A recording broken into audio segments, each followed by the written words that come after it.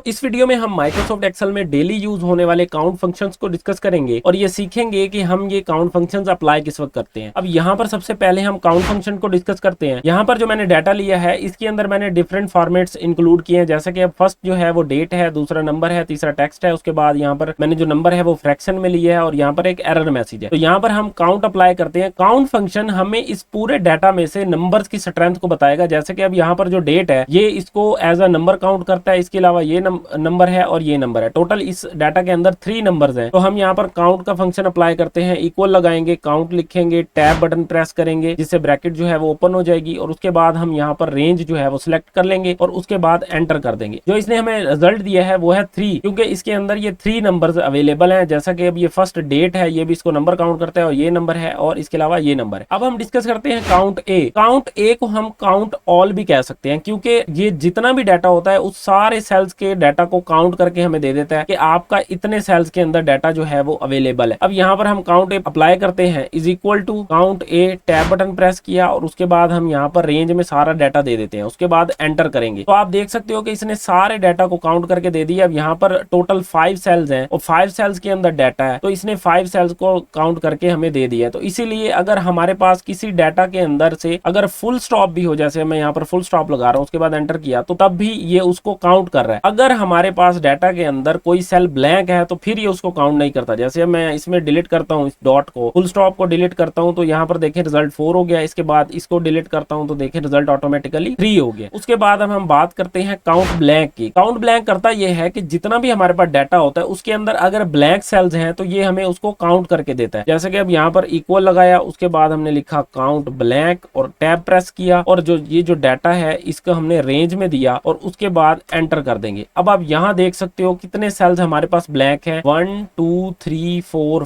5 sales ही हमारे पास इस data के अंदर ब्लैंक थे और उसने हमें जो रिजल्ट दिया है वो भी 5 है। अब हम डिस्कस करते हैं काउंट इफ को। काउंट इफ क्या करता है, ये हमें यहाँ से काउंट करके देता है कि कौन सा आइटम कितनी बार यहाँ पर लिखा हुआ है। जैसा कि अब यहाँ देखो वॉचेस जो है यहाँ पर 2 टाइम लिखे हुए हैं, बाकी सारे 1 टाइम है। तो मैं यहाँ पर क्या करूंगा, काउंट इफ अप्लाई करता हूँ, count if, tab button press किया, उसके बाद हमने तो यहाँ पर इसकी 2 रिक्वायरमेंट है, एक है रेंज और एक है क्राइटेरिया। तो रेंज के अंदर मैं इसे प्रोवाइड करूंगा ये हमारे जो आइटम्स हैं इनको, उसके बाद कोमा लगाएंगे और अब मैं इन्वर्टेड कोमास के अंदर उस आइटम को लिखूंगा जो यहाँ मैं इस रेंज में सर्च करना चाहता हूँ। जैसे कि मैं यहाँ पर लिखने लगा हूँ वॉचेस, ये मुझे वॉचेस को काउंट करके बताए कि इस डाटा के अंदर ये वॉचेस कितने टाइम आया है। उसके बाद मैं एंटर कर दूंगा। तो अब यहाँ पर देख सकते हो कि इसने मुझे रिजल्ट दिया है 2, क्योंकि वॉचेस यहाँ पर 2 टाइम है। इसी तरह अगर मैं वॉचेस जो है इसकी जगह पर मैं यहाँ पर ग्लासेस लिख देता हूँ, क्योंकि यहाँ हमने वॉचेस के लिए फंक्शन अप्लाई किया था। तो जैसे मैंने वॉचेस को ग्लासेस में कन्वर्ट किया तो उसने यहाँ पर काउंट 1 कर दिया। इसी तरह आप क्या कर सकते हो, आप उस क्राइटेरिया में वॉचेस की जगह पे सेल भी दे सकते हो। किस तरह से, अब यहाँ पर मैं लिखूंगा